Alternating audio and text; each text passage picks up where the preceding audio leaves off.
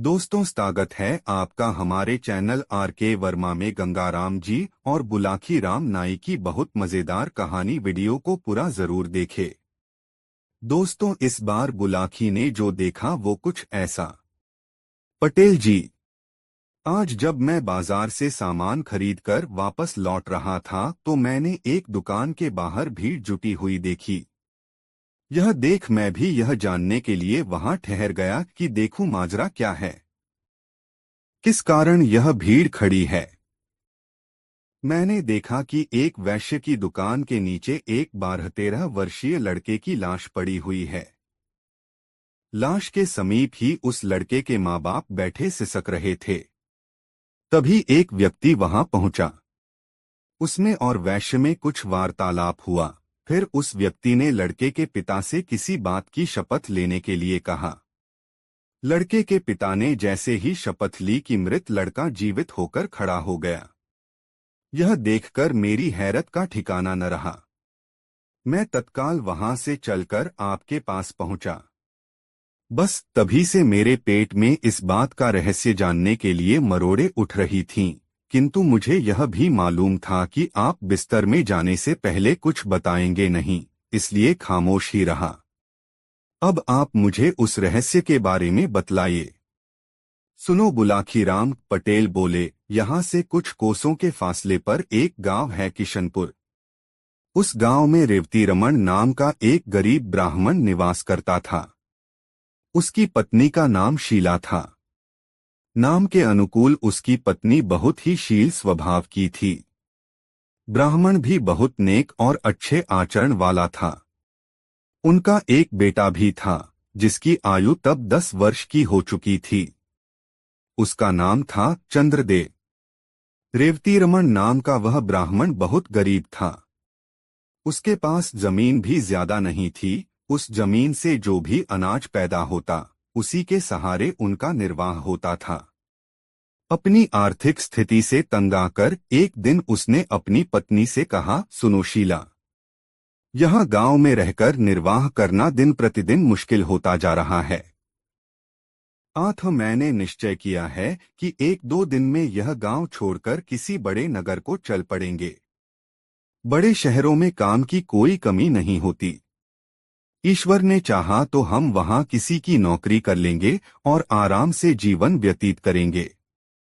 कुछ सालों बाद जब हमारे पास कुछ धन इकट्ठा हो जाएगा तो हम वापस लौट आएंगे और उस धन से कोई कारोबार कर लेंगे।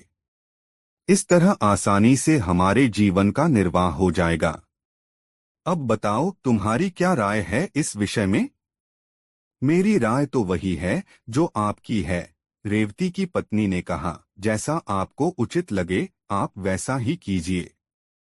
मैं आपके साथ हूँ। इस प्रकार विचार करके रेवती अपनी पत्नी और पुत्र को साथ लेकर शहर के लिए चल पड़ा। शहर में पहुंचकर रेवती रमन ने एक वैश्य के यहाँ नौकरी कर ली। उसकी पत्नी ने भी एक महाजन के यहाँ खाना बनाने की नौकरी कर ली।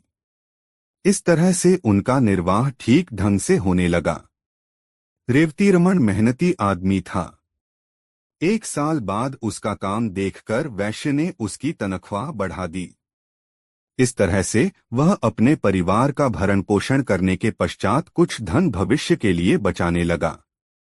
3 साल के बाद उन दोनों की कमाई से 5,000 रुपये इकट्ठे हो गए। तब दोनों ने अपनी अपनी नौकरी छोड़ दी और अपने गांव लौट पड़े। शाम के समय वे इसी नगर में पहुंचे। उन्होंने रात्रि विश्राम के लिए किसी उपयुक्त जगह की जानकारी चाही। सामने उसी वैश्य की दुकान थी जिसे तुम देखकर आए हो। रेवती रमन उसी के पास पहुंचा और बोला, सेठ जी, मैं यहाँ परदेशी हूँ। मेरे साथ मेरा परिवार भी है। मैं रात्रि विश्राम के लिए किसी उपयुक्त जगह की तलाश में हूँ। क्या आप मुझे कोई ऐसा स्थान बता सकते हैं जहां हम सुरक्षित रह सकें? कोई जोखिम की चीज तो नहीं है तुम्हारे पास? मेरा मतलब है रुपया पैसा। वह तो है सेठ जी। इसीलिए तो मैं किसी सुरक्षित जगह पर रात को ठहरना चाहता हूँ। देखो भाई, सेठ बोला, तुम्हारे रात्रि विश्राम के लिए तो मैं तुम्हें जगह दे सकता हूँ, लेकिन तुम्हारे पास मौजूद रुपयों की जिम्मेदारी नहीं ले सकता। यह शहर चोर लुटेरों के लिए बहुत बदनाम है। कोई चोर लुटेरा रात में आकर तुमसे तुम्हारा धन छीन ले गया तो मेरी बहुत बदनामी होगी। तुम एक काम करो, तुम्हारे पास जितना धन है वह मेरे पास जमा कर दो। सवेरे जब तुम जाने लगो तो अपना धन सहेज लेना। ठीक है सेठ जी। आप इस शहर में सम्मानित नागरिक हैं। हमें आप पर पूरा यकीन है कि आप अमानत में खयानत नहीं करेंगे। मेरे पास 5,000 रुपए हैं। उन्हें आप अपने पास जमा कर लीजिए। सुबह जाने से पहले मैं आपसे अपना रुपया वापस ले लूंगा। ऐसा कहकर रेवती रमन ने अपना पैसा उस वैश्य के पास जमा करवा दिया। वह रात रेवती रमन और उसके परिवार ने सेठ की दुकान के बाहर लगे फट्टों पर सोकर काट ली। प्रातः जब सेठ ने दुकान खोली तो रेवती रमन ने उससे अपना पैसा वापस मांगा। इस पर सेठ की त्योरियां चढ़ गईं। उसने तेज आवाज में पूछा, कैसा पैसा? तुमने मुझे कोई पैसा नहीं दिया था। इस पर दोनों में तकरार होने लगी। पड़ोसी और राहगीर इकट्ठे हो गए। सेठ के पड़ोसियों ने तब उनका विवाद खत्म करने के लिए रेवती रमन से कहा, देखो भाई, तुम कहते हो कल रात तुमने इनके पास 5,000 रुपए जमा कराए थे, जबकि ये सेठ इस बात से साफ इनकार कर रहा है। अब कौन सच्चा है और कौन झूठा, इसका फैसला तो शपथ लेकर ही किया जा सकता है। क्या तुम अपने इकलौते बेटे की कसम खाकर यह बात कह सकते हो कि तुमने रात इस सेठ के पास 5,000 रुपए जमा कराए थे? बिल्कुल कह सकता हूँ, रेवती रमन बोला। जो बात सच है उसके लिए मैं कैसी भी शपथ लेने को तैयार हूँ। क्यों सेठ, क्या तुम्हें भी यह बात मंजूर है? बिल्कुल मंजूर है, सेठ बोला। न्यायकर्ताओं ने तब रेवती रमन से उसके बेटे के सिर पर हाथ रखकर यह कसम खाने के लिए कहा कि यदि उसकी शपथ झूठी है तो तत्काल उसके बेटे की मृत्यु हो जाए। बुलाकी पटेल ने आगे कहा, किस्मत का खेल देखो। जैसे ही रेवती रमन ने अपने बेटे चंद्रदेव के सिर पर हाथ रखकर यह शपथ ली कि तत्काल उसके बेटे की मौत हो गई। झूठा होते हुए भी उस सेठ के चेहरे पर विजय के भाव झलक उठे। रेवती और उसकी पत्नी सन्न रह गए। वहां उपस्थित भीड़ और न्यायकर्ताओं ने रेवती को बहुत लानत मलामतें दी क्योंकि वह झूठा साबित हो गया था। रेवती की हालत ऐसी हो गई जैसे भरे बाजार में उसे किसी ने नंगा कर दिया हो। पति पत्नी दोनों ही सिसक रहे थे और भीड़ उनका मजाक उड़ा रही थी, उन पर फप्तियां कस रही थी। तभी उस भीड़ में से निकलकर एक आदमी रेवती रमन के पास पहुंचा। उसने उससे कहा, देखो दोस्त, असली माजरा क्या है, तुम मुझे सच्ची बात बताओ। क्या वाकई तुमने इस सेठ को 5,000 रुपए जमा करने के लिए दिए थे?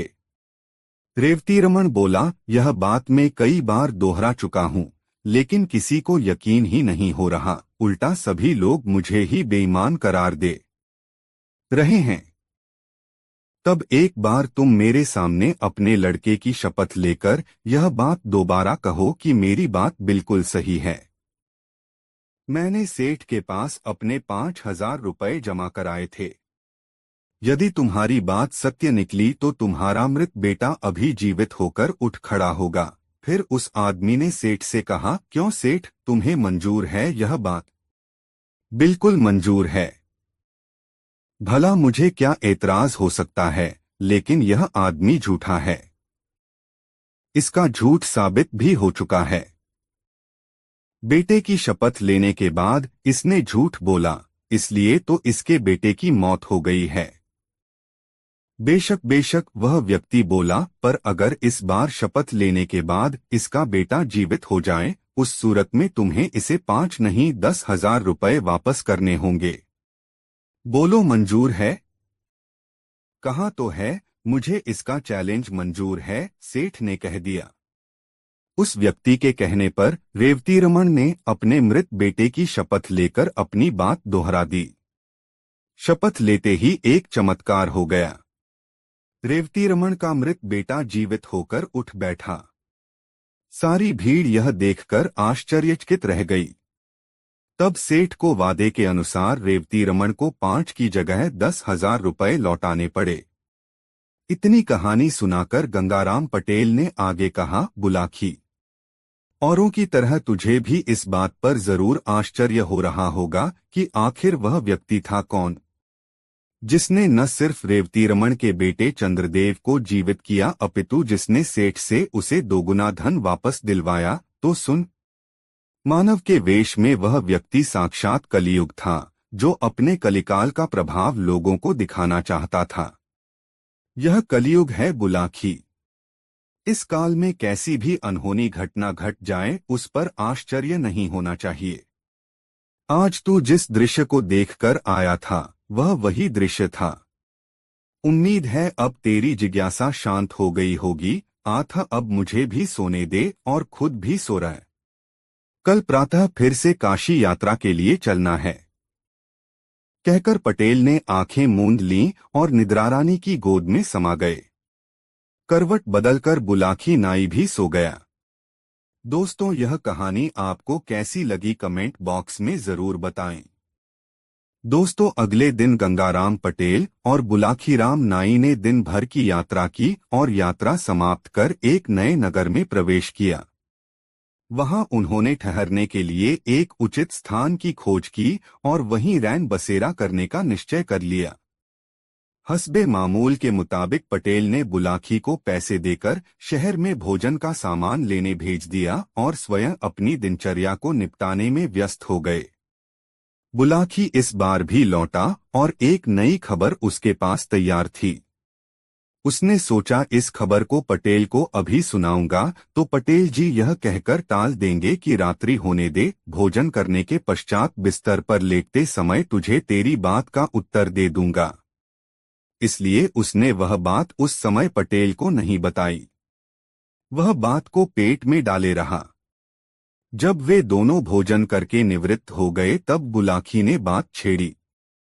पटेल जी, आज भी इस शहर में मैं एक नई घटना देख आया हूँ।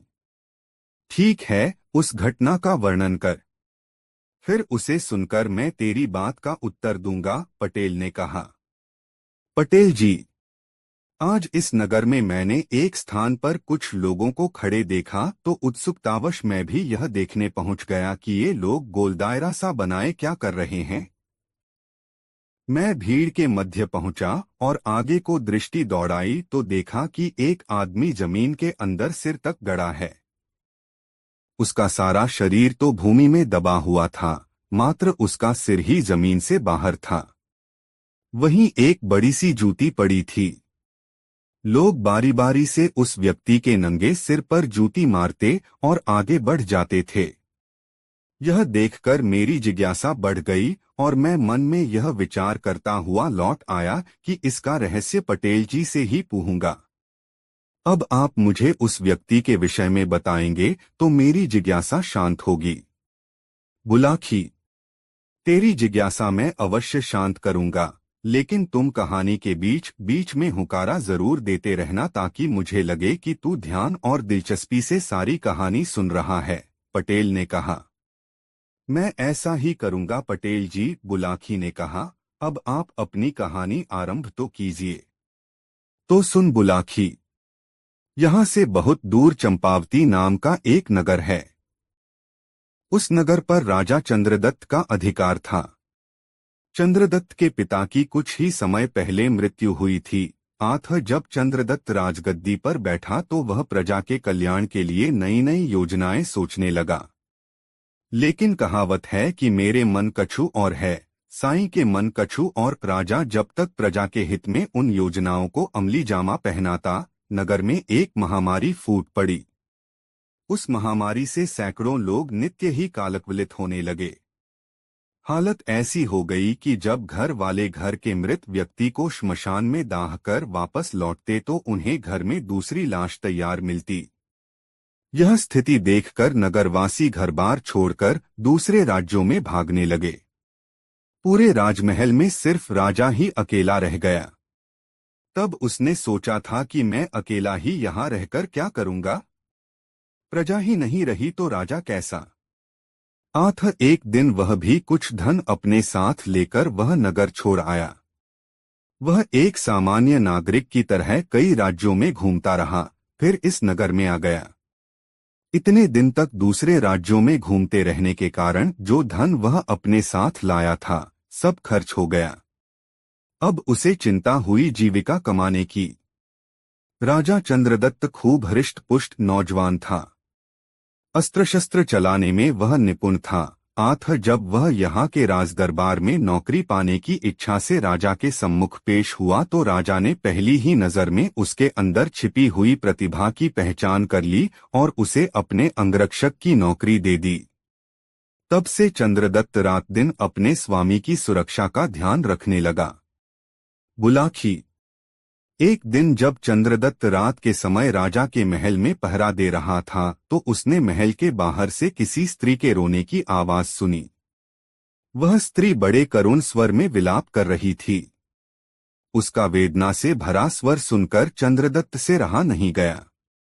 उसने अपने स्थान पर एक अन्य प्रहरी को खड़ा किया और महल से बाहर निकलकर उस दिशा में चल पड़ा जहां से रोने की आवाज आ रही थी।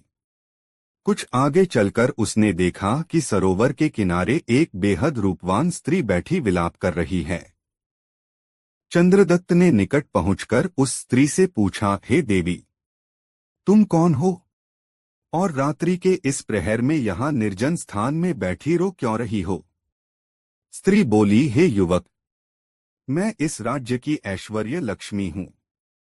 अब तक मैं यहाँ सम्मान के साथ रह रही थी, लेकिन मेरे सम्मान के ये दिन अब समाप्त होने ही वाले हैं।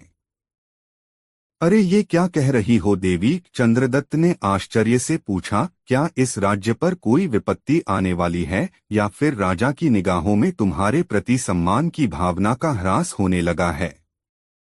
इन दोनों ही बातों में कोई बात सच नहीं है, युवक, ऐश्वर्य लक्ष्मी ने कहा। न तो इस राज्य पर कोई विपत्ति आने वाली है और न यहाँ के राजा ने मेरे सम्मान में कोई उपेक्षा दिखाई है। बात कुछ और ही है। मैं अपने लिए नहीं, यहाँ के राजा के जीवन के लिए चिंतित होकर रो रही हूँ।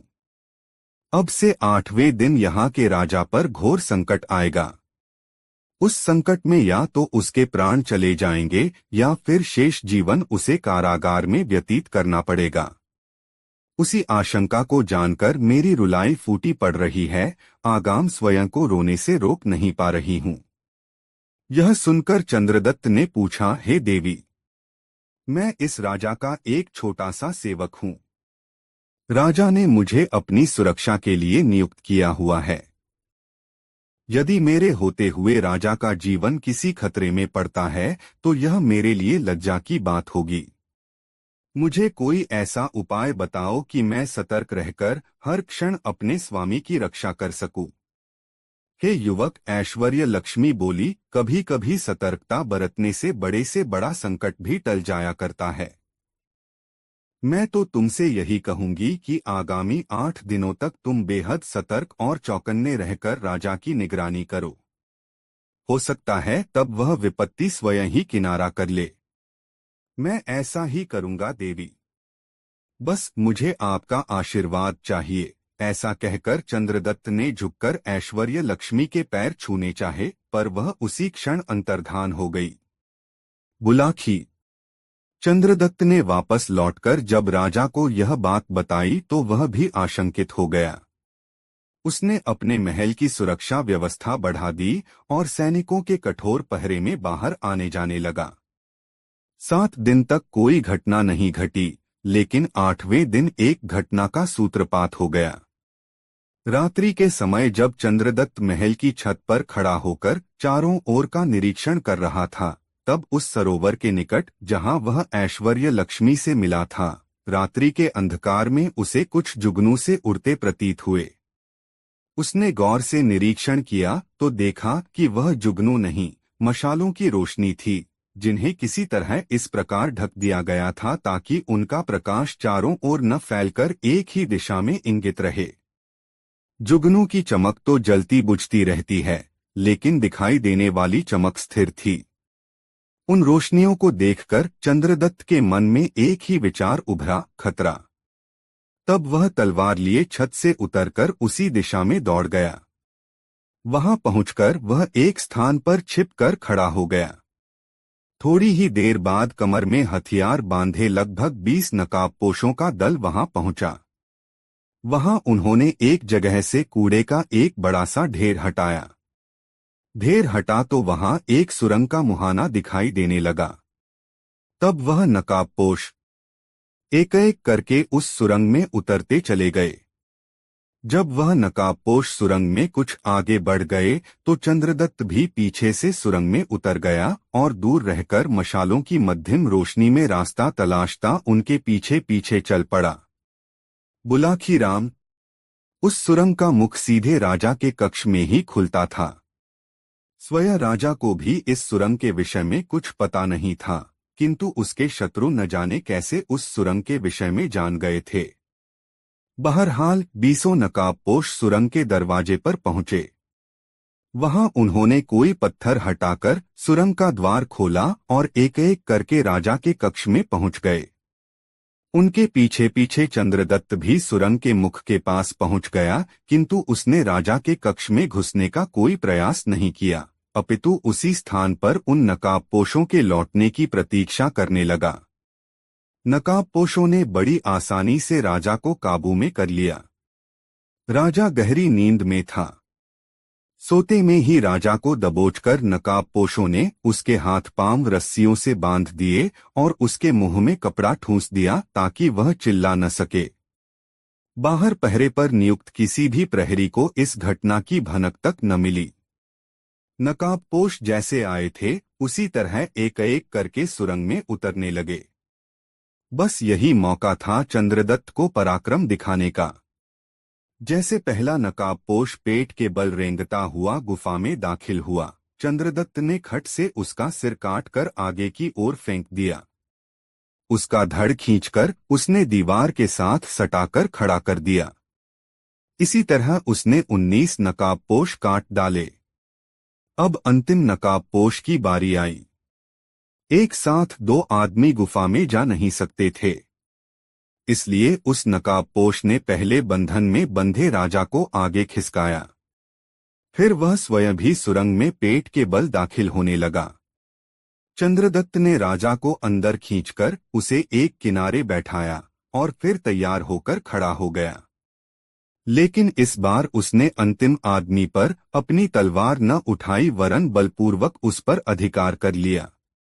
उसने राजा के बंधन खोलकर उसी रस्सी से नकाबपोश को जकड़ दिया।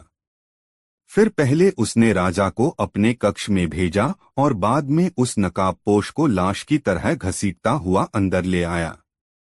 अंदर लाकर जब उस नकाबपोश के चेहरे से नकाब हटाई गई तो उसका चेहरा देखकर दोनों की ही आंखें आश्चर्य से फटी की फटी रह गईं।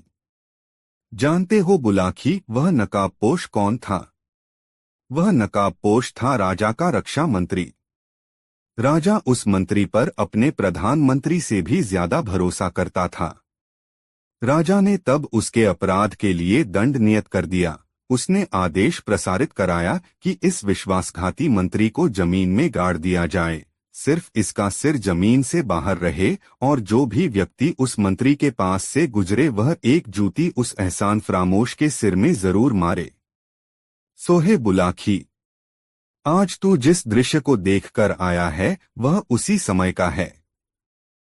नगरवासी अपने राजा की आज्ञा के अनुसार उस नमकहराम मंत्री के पास जाते हैं और एक जूती उसके सिर में मारकर आगे बढ़ जाते हैं। कहानी समाप्त कर पटेल ने बुलाखी से पूछा, बुलाखीराम, अब तो तुम्हारी शंका का समाधान हो गया ना? हाँ पटेल जी, अब मेरी शंका का निवारण हो गया। अब आप भी सोइए और मैं भी सोने की कोशिश करता हूँ। कुछ देर बाद दोनों ही सो गए। निद्रा देवी उन पर हावी हो गई थी। दोस्तों वीडियो को एक लाइक जरूर करें कहानी अच्छी लगी हो तो। दोस्तों काशी यात्रा के अगले चरण में गंगाराम पटेल और बुलाखीराम नाई एक ऐसे नगर में पहुंचे जो चारों ओर जंगलों से घिरा हुआ था। यहां पहुंचकर दोनों एक धर्मशाला में ठहर गए। नित्य की तरह गंगाराम ने उसे भोजन और घोड़ों के लिए दाना आदि लाने के लिए भेजा तो रास्ते में बुलाखी नाई एक और नजारा देख आया। रात को भोजनादि से निवृत्त होकर जब दोनों बिस्तरों पर लेटे तो गंगाराम ने उससे पूछा, बुलाखी, क्या बात है? क्या आज तूने यहाँ के बाजार में कोई नया नजारा नहीं देखा है? देखा है पटेल जी, देखा है, बुलाखी बोला। मैं अभी आपसे उसके विषय में पूछने की सोच ही रहा था कि आपने पहले ही टोक दिया। आज तूने क्या अजीब बात देखी? पटेल ने पूछा। पटेल जी, आज मैंने बाजार में लगभग 30 वर्ष का ऐसा नौजवान देखा जो बेहद गमगीन भाव में एक चबूतरे पर बैठा था। उसके मुंह से बार बार यह शब्द निकल रहे थे कि हाय रे अभागे, यह तूने क्या किया? और हाँ पटेल जी, उसकी हालत सचमुच दीवानों जैसी हो रही थी। मुझे उसके बारे में जानने की बहुत उत्सुकता हो रही है, इसलिए आप मुझे उस आदमी के बारे में बताइए। बुलाखी की बात सुनकर पटेल मुस्कराए। फिर उन्होंने कहा, बुलाखी, इस नगर से बहुत दूर एक गांव में सहगल नाम का एक आदमी रहता था। वह भोजन बनाने में बहुत माहिर था। जो कोई भी एक बार उसके बनाए हुए व्यंजनों का स्वाद चख लेता था, वह उसकी प्रशंसा करते हुए नहीं अघाता था। दूर दूर से लोग शादी विवाह के अवसर पर उसे बुलाने के लिए उसके पास आते रहते थे। उसकी प्रसिद्धि दूर दूर तक फैली हुई थी। एक बार किसी अपने मित्र के यहाँ शादी के अवसर पर बीजापुर के एक अमीर अयूब खां ने उसके बनाए हुए व्यंजनों का स्वाद चखा। उसे सभी व्यंजन बहुत स्वादिष्ट लगे। उसने अपने मित्र से उस कारीगर का नाम पूछा जिसने वह व्यंजन तैयार किए थे, तो उसके मित्र ने उसे सहगल से मिलवा दिया। अयूब खां तब उसे अपने साथ ही ले आया और अच्छे वेतन पर उसे अपना रसोइया नियुक्त कर दिया। बुलाखी, उस अमौर की 3 बीवियां थीं। बड़ी बीवी की उम्र 60 वर्ष, उससे छोटी बीवी की उम्र 40 वर्ष तथा जो सबसे छोटी बीवी की, उसकी उम्र मात्र 25 साल थी, जबकि स्वयं उस अमीर की उम्र 60 वर्ष से ऊपर हो चुकी थी। अमीर एक अयाश मिजाज आदमी था, इसलिए नई नई बीवियां रखने का उसको शौक था। सहगल ने वहां पहुंचकर रसोई घर की सारी व्यवस्था संभाल ली। वह नित्य नए नए व्यंजन बनाकर पूरे परिवार को खिलाने लगा। अयूब खां की सबसे छोटी बीवी का नाम था जुबैदा। अयूब ने उसके पिता को बहुत सारा धन देकर शादी की थी, इसलिए वह अपने पति से नफरत करती थी। जाहिरा तौर पर तो वह जताती रहती थी कि उसे अपने पति से बहुत मोहब्बत है, किंतु मन ही मन उसे कोसती रहती थी कि कब बूढ़ा मरे और मेरा इससे पिंड छूटे। बुलाखी, जब जुबैदा ने सहगल जैसे गबरू जवान को देखा तो वह उसकी ओर आकर्षित हो गई। वह जब भी अवसर मिलता रसोई घर में चली जाती और सहगल से बातें करते हुए उसे चाहत भरी नजरों से देखा करती थी। सहगल ने पहले तो उसकी तरफ कोई तवज्जो न दी, किंतु जब वह भी दिल के हाथों मजबूर हो गया तो एक दिन दोनों के दिल आपस में मिल गए।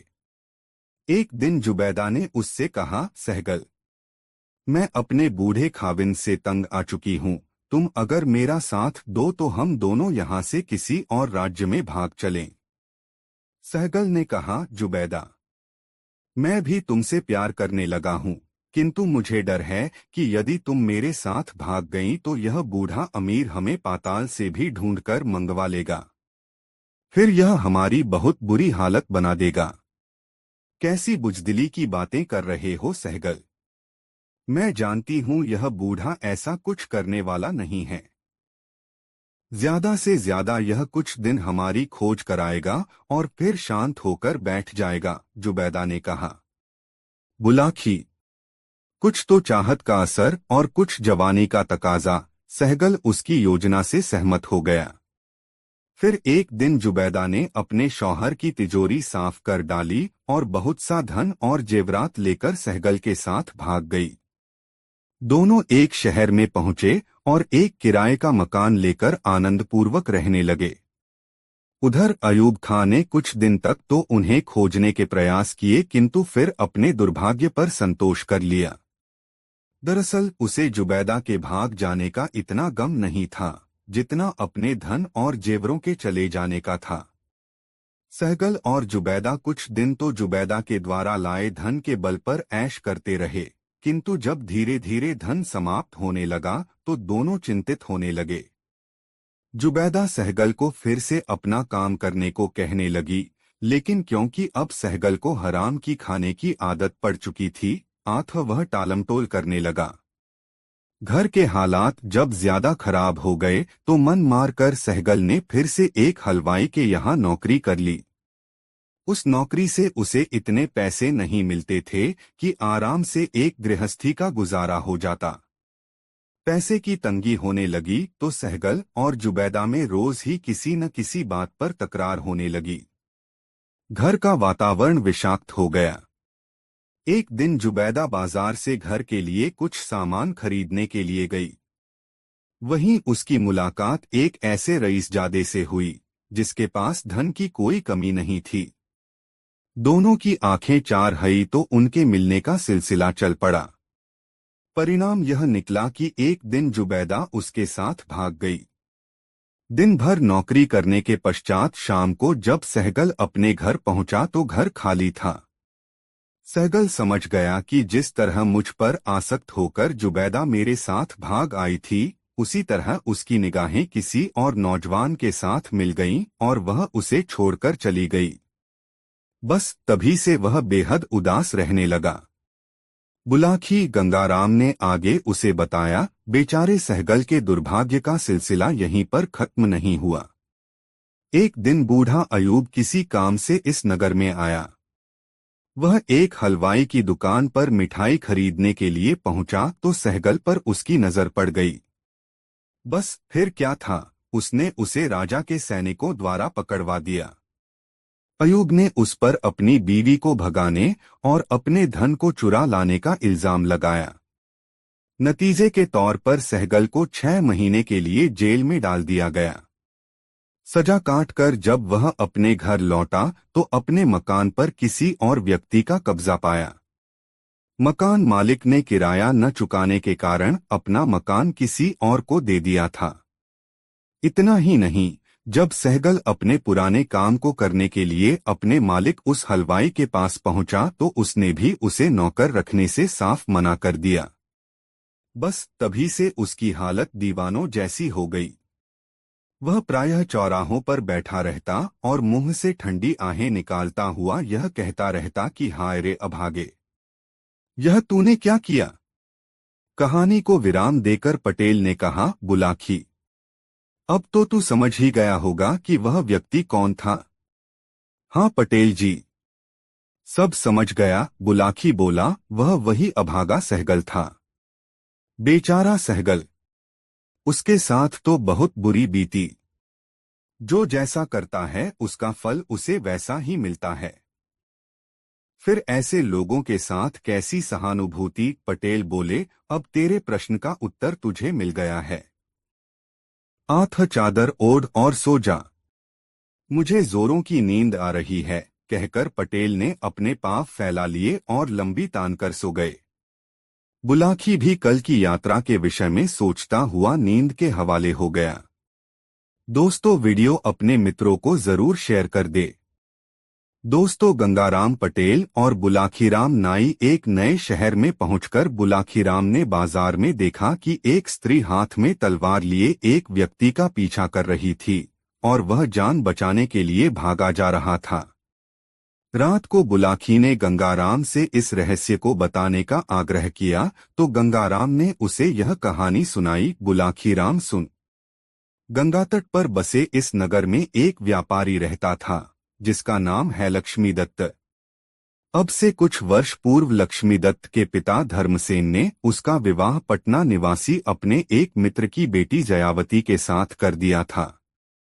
जयावती बेहद खूबसूरत थी। उसके पिता ने उसके विवाह में काफी दान दहेज भी दिया था। इस कारण जब धर्मसेन के घर में उसके बेटे की बहू बनकर आई तो सभी ने उसका दिल खोलकर स्वागत किया। वह घर की सबसे चहेती बहू बन गई। लक्ष्मीदत्त अपनी जया से बहुत प्यार करता था और उसकी हर इच्छा को पूरी करने के लिए सदैव तत्पर रहता था।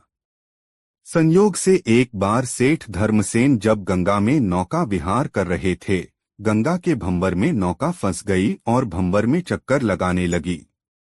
इस विकट परिस्थिति से लक्ष्मीदत्त के माता पिता घबरा गए। घबराहट में नौका का किनारा उनके हाथ से छूट गया और वे दोनों गंगा की लहरों में समा गए। लक्ष्मीदत्त ने उनकी बहुत खोज करवाई, किंतु उनका कहीं पता न लगा। थक-हार कर लक्ष्मीदत्त ने अपने माता पिता का क्रियाकर्म करवाकर सामाजिक दायित्व का निर्वाह कर दिया। पिता के मरने के बाद व्यापार का सारा भार लक्ष्मीदत्त के कंधों पर आ गया। इस कारण उसकी व्यस्तता बढ़ गई। हिसाब किताब के सिलसिले में वह देर रात अपनी दुकान पर बैठने और बाहर के प्रदेशों में भी व्यापार के सिलसिले में जाने लगा। इस कारण पत्नी को देने के लिए उसके पास समय का अभाव हो गया। यह स्थिति उसकी पत्नी जया के लिए असह्य हो गई। कहाँ तो अपने पति से उसका मिलन हर रोज होता था और अब ऐसी हालत हो गई थी कि 2-2 महीने के बाद जब लक्ष्मीदत्त अपने घर लौटता तो मात्र कुछ ही दिन घर पर ठहर पाता। व्यापार के सिलसिले में उसे फिर से यात्रा पर निकल जाना पड़ता था। जया प्रतिदिन उसके लौटने की प्रतीक्षा करती और राम्र को अकेली ही अपने बिस्तर पर मन मारकर सो जाती थी। बुलाखी। जया जवान थी, उसकी भी कुछ उमंगें थीं, कुछ अरमान थे। पति का सान्निध्य पाने की लालसा उसके मन में हर समय विद्यमान रहती थी। आखिर जब वह बहुत व्याकुल रहने लगी तो एक दिन उसके कदम लड़खड़ाने लगे और वह अपनी कामवासना को शांत करने का कोई उपाय सोचने लगी।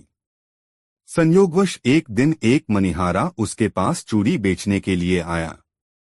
मनिहारा गबरू जवान था। हट्टा-कट्टा शरीर, आंखों में सुरमा, सफेद कुर्ते पर कालो बास्कट पहने उसने जया के मकान पर आकर चूड़ी बेचने के लिए आवाज लगाई तो जया नीचे उतर आई। मनिहारे का रूप पहली ही नजर में जया के मन में उतर गया और जब मनिहारे ने जया का कोमल हाथ अपने हाथ में लेकर यह पूछा, कैसे रंग की चूड़ी पहनाऊं सेठानी, तो बरबस ही जया के मुंह से निकल गया, जैसे रंग की चूड़ियां तुम्हें पंसद हों। बुलाखी। उस दिन से कैसे उस मनिहारे और जया के बीच अवैध संबंध स्थापित हो गए, यह एक अलग कहानी है। फिलहाल इतना जान लो कि जया ने उस मनिहारे को अपने पति का स्थानापन्न बना लिया और उसी से अपनी वासना की पूर्ति करने लगी। पर पुरुष का सहवास पाकर अब उसके स्वभाव में परिवर्तन होने लगा। पति के सान्निध्य को तरसती जया अब फूल की तरह खिली हुई रहने लगी। मनिहारा चूड़ी पहनाने के बहाने जब जया के घर के चक्कर लगाने लगा तो पड़ोसियों को उनके संबंधों पर संदेह होने लगा और दबी जुबान से यह चर्चा गलियों में फैलने लगी कि व्यापारी लक्ष्मीदत्त की पत्नी और मनिहारे के बीच अवैध संबंध पनपने लगे हैं। एक दिन लक्ष्मीदत्त 2 महीने के बाहरी प्रवास से घर लौटा। अपने साथ वह जया को देने के लिए ढेरों उपहार लाया था, लेकिन जया ने उन उपहारों की तरफ देखा तक नहीं। वह दिन भर तुनकती रही और रात को भी अपने पति से प्रेममय व्यवहार न किया। इससे लक्ष्मीदत्त को उस पर संदेह हो गया। वह सोचने लगा कि कहीं मेरी अनुपस्थिति में मेरी पत्नी के किसी परपुरुष के साथ संबंध तो नहीं बन गए। लेकिन उसने जुबान बंद ही रखी और जया के प्रति अपना व्यवहार पहले जैसा ही बनाए रखा। लगभग 2 हफ्ते तक घर में ठहरने के बाद एक दिन उसने अपनी पत्नी से कहा, प्रिय, मुझे अफसोस है कि मैं आजकल तुम्हारे लिए ज्यादा समय नहीं दे पाता हूँ, पर करूँ भी तो क्या? विवशता है, व्यापार के सिलसिले में बाहर जाना ही पड़ता है। तो क्या कल फिर बाहर जा रहे हो? जया ने भ्रिकुटी चढ़ाते हुए पूछा। हाँ, लक्ष्मीदत्त ने कहा, लेकिन तुम चिंता मत करो, सिर्फ हफ्ते भर का काम है। 1 हफ्ते बाद मैं पुनः लौट आऊंगा। ठीक है, जया बोली, मैं इतने दिन तक प्रतीक्षा कर लूंगी, पर तुम अपने स्वास्थ्य का ध्यान रखना। इस प्रकार पत्नी को आश्वस्त कर दूसरे दिन व्यापारी लक्ष्मीदत्त घर से व्यापार के बहाने बाहर निकल गया, पर वह शहर से बाहर न गया।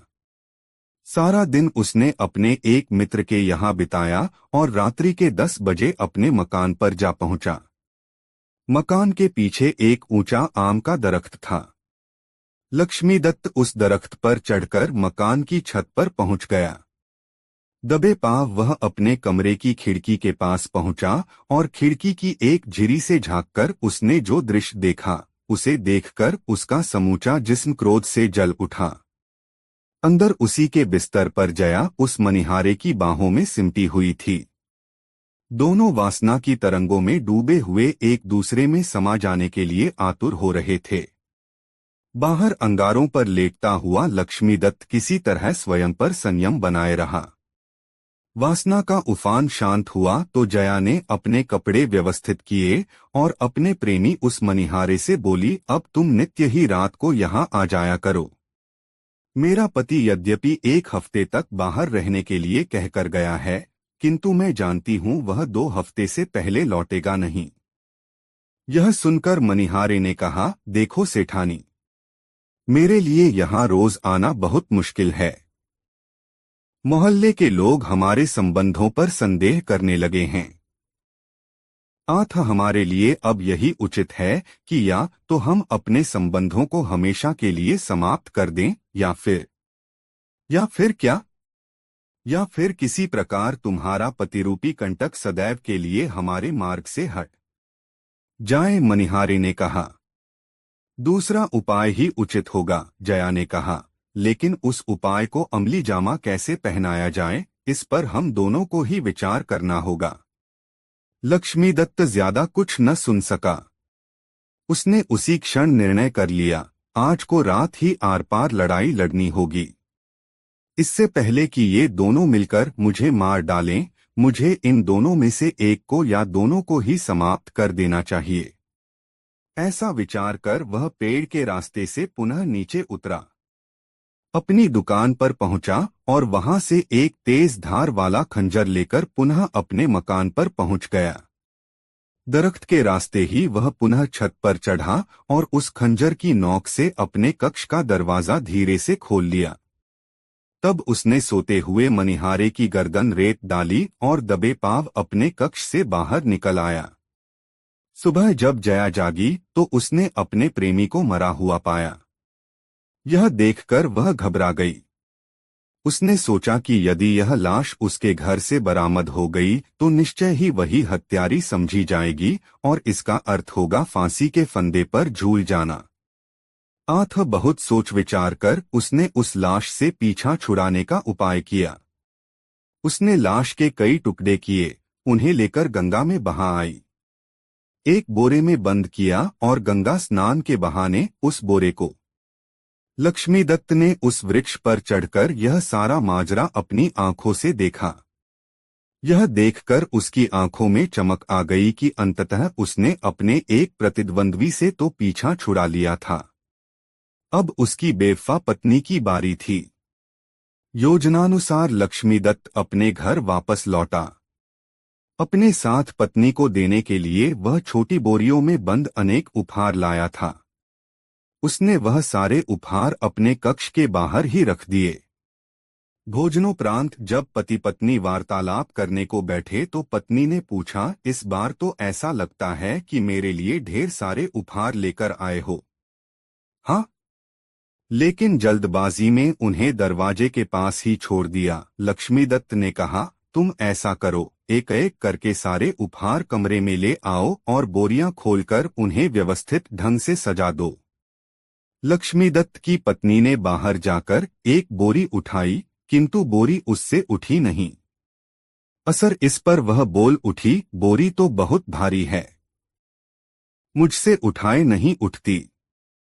यह सुनकर लक्ष्मीदत्त के मुख से निकल गया, यह बोरी मनिहारे की लाश से को तो ज्यादा भारी नहीं है, जिसे तुम सुबह उठाकर गंगा नदी में बहा आई हो। यह सुनकर उसकी पत्नी सन्नसी रह गई। वह समझ गई कि उसका भांडा फूट गया है। उसके पति ने उसका मनिहारे के साथ प्रेमालाप अपनी आंखों से देख लिया है। अब यह अवश्य ही मुझको दंड दिलवाए बिना न मानेगा। अतः इससे पहले कि यह नगर कोतवाल को इस घटना की सूचना पहुंचाए, मुझे इसको समाप्त कर देना चाहिए। ऐसा विचार कर वह नीचे की ओर उस कक्ष की ओर भागी जिसमें वह तलवार रखी हुई थी जो कभी दूल्हा बनते समय लक्ष्मीदत्त ने पहनी थी। लक्ष्मीदत्त ने जब वस्तुस्थिति को समझा तो वह भी उसी कमरे की ओर भागा, किंतु जया उससे ज्यादा फुर्तीली निकली। उसने जल्दी से वह तलवार खूंटी से उतार ली और उसे म्यान से बाहर खींचकर लक्ष्मीदत्त की ओर लपकी। अपनी पत्नी को साक्षात रणचंडी बना देख लक्ष्मीदत्त अपने प्राण बचाने के लिए बाहर की ओर भाग छूटा। अब स्थिति ऐसी बन गई कि आगे आगे प्राण बचाने के लिए लक्ष्मीदत्त भाग रहा था और पीछे पीछे हाथ में तलवार लिए उसकी पत्नी जया उसका पीछा कर रही थी। कहानी का समापन करते हुए गंगाराम पटेल ने बुलाकी नाई से कहा, बुलाकी राम, आज तू जिस दृश्य को देखकर आया था वह दृश्य उसी समय का था। अब बता, तेरी जिज्ञासा शांत हुई या नहीं? हो गई पटेल जी, बुलाकी बोला, आप तो जैसे अंतर्यामी हैं। सारी कहानी का खाका मेरी आंखों के सामने ऐसे नाच उठा जैसे यह घटना मेरे सामने ही घटित हुई हो। बस तो फिर अब सो जा, आगे कल भी यात्रा करनी है।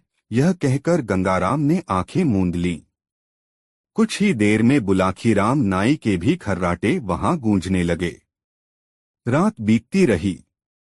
दोस्तों, ये कहानी आपको कैसी लगी कमेंट में जरूर बताएं। ऐसी और नई नई मजेदार कहानी के लिए हमारे चैनल आरके वर्मा को सब्सक्राइब जरूर करें। वीडियो अपने मित्रों को जरूर शेयर करें। वीडियो देखने के लिए धन्यवाद।